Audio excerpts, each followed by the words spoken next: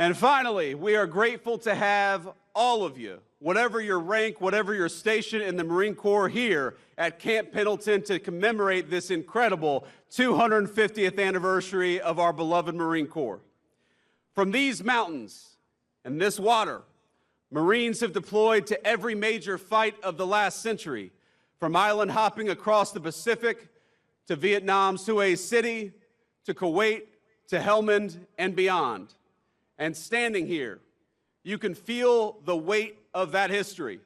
The generations upon generations of Americans who cut their teeth at this base before boarding ships and carrying the American flag into battle. But that's exactly what Marines do. For 2.5 centuries now, this beloved Corps has served as our nation's sharp edge, always forward deployed, always ready, and always faithful. My service in the Marine Corps was a huge part of my life. I would not be here today. I would not be the Vice President of the United States. I would not be the man I am today were it not for those 4 years that I served in the Marine Corps. Now, before I was enlisted, I was pretty terrified about the prospect of becoming a Marine. I'm sure that a lot of you can share that. I remember I had nightmares before I went to boot camp of drill instructors yelling at me, of being away from my family, of being constantly stretched well beyond my own physical limits. It's daunting stuff, as all of you know, and as anyone who survived boot camp can tell you, it's all real. But my cousin Rachel, in particular, one last shout out to a former Marine. In particular, she pushed me to do it. A veteran of the Corps herself, she got it. She understood what joining does for a young man or a young woman. So she pushed me to go and talk to a recruiter, which I did, and I will never forget that conversation. Because at no point did he try to sell me on the United States Marine Corps. He warned me, he said, "You don't enlist in the Marine Corps to make money," and you all know that's exactly right. He said, "You might even go to war." This was back in 2003, right after we invaded Iraq. But what he did tell me is that enlisting in the Marines would teach me many things, including discipline and the virtue of leadership.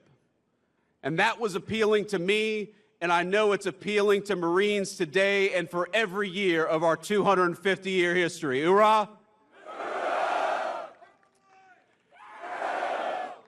But over the days that followed, what further dawned on me was that I needed to do this not just for me, but for the nation. My country needed me just as sure as the country needs each and every one of you today. The September 11th attacks had occurred barely a year earlier. And as I weighed what enlisting would mean, the crisis in Iraq was becoming a full-out war. So I made the call.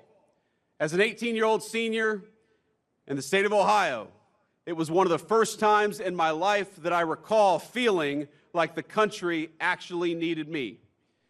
And when I realized I had a responsibility to something so much greater than myself or even my family, and I had an obligation to act on that feeling of duty.